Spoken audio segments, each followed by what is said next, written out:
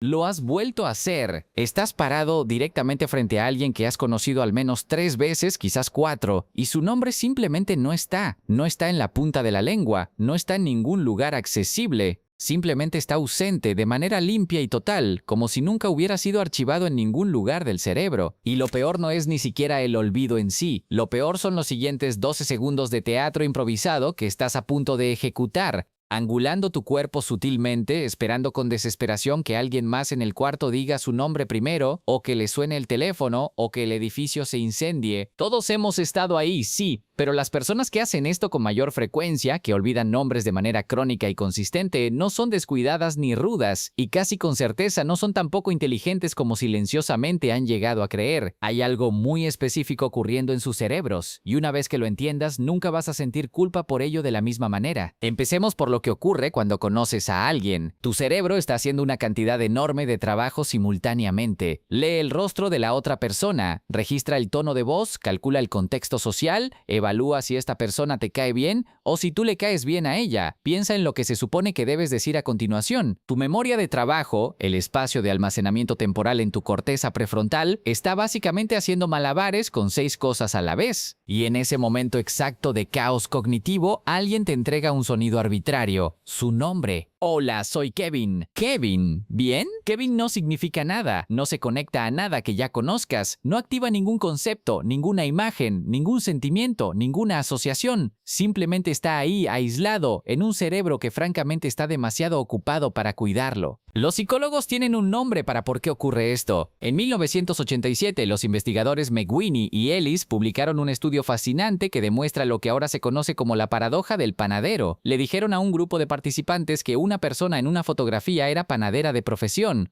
Y le dijeron a un grupo separado que el apellido de esa misma persona era panadero. Días después, las personas que habían aprendido la ocupación la recordaban con mucha más facilidad que las personas que la habían aprendido como nombre. La misma palabra, una retención completamente diferente. ¿Por qué? Porque la palabra panadero como oficio activa toda una red de asociaciones. Harina, pan, madrugadas, calor. Como nombre, no activa nada, flota ahí, sin raíces. Los nombres, por su propia naturaleza, son semánticamente vacíos, y tu cerebro, la máquina eficiente que es, retiene preferiblemente las cosas que significan algo. Piensa en el último funeral al que asististe, probablemente recuerdas el olor de las flores, el silencio específico que había en el cuarto. ¿Quién terminó llorando más? Una frase que alguien dijo que resonó profundamente. No recuerdas lo que estaba escrito en el programa, porque tu cerebro tomó una decisión sin consultarte sobre qué importaba, y no era el texto impreso. Nunca fue el texto impreso. Los nombres son el programa del funeral. Todo lo demás sobre una persona es el funeral en sí. Ahora viene la parte que puede resultar algo incómoda, porque es más personal de lo que la mayoría quiere admitir. Una parte significativa de las personas que olvidan nombres de manera crónica son personas que están enormemente metidas en su propia cabeza durante las interacciones sociales, no de una manera arrogante, de una manera ansiosa. Mientras la otra persona se está presentando, estas personas están narrando internamente. ¿Estoy haciendo suficiente contacto visual? ¿Este apretón de manos fue demasiado firme? ¿La acabo de interrumpir? ¿Pareció raro lo que dije? El nombre entra brevemente y luego el monólogo interno lo aplasta. Esto está documentado. Existe un fenómeno llamado el efecto del siguiente en línea, descrito por primera vez en 1973 por el psicólogo Malcolm Brenner.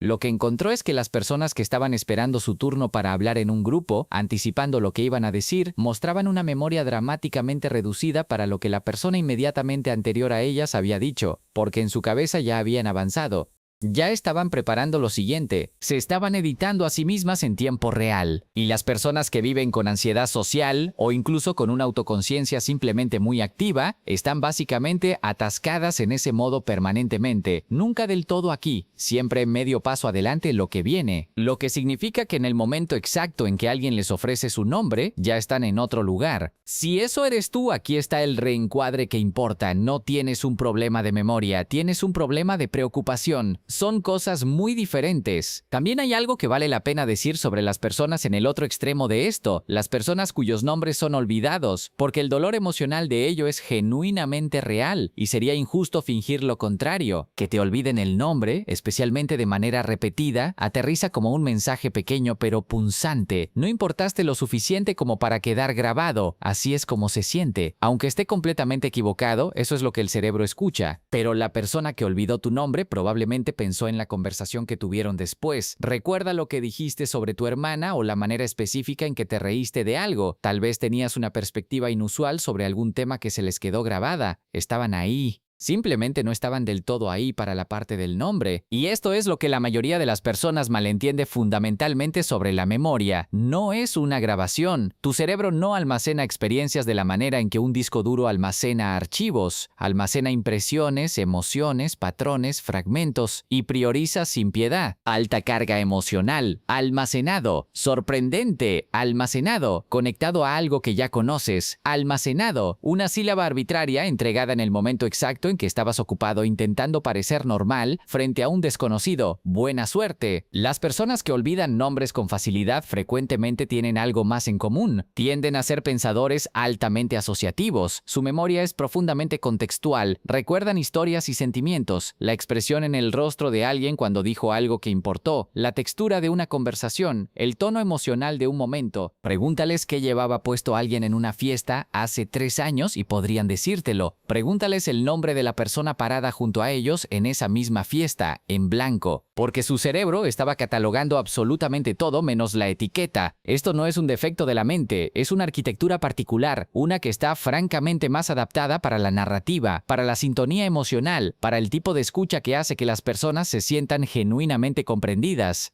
y menos adaptada para la tarea mecánica específica de retener y recordar cómo se llama a alguien bajo presión social. Y vale la pena detenerse aquí para nombrarlo claramente. Las personas que recuerdan cómo te llamas pero no recuerdan nada de lo que dijiste no tienen necesariamente mejor memoria, tienen una priorización diferente. Y según lo que la psicología sabe sobre las relaciones profundas, no necesariamente la más útil. El nombre es la etiqueta.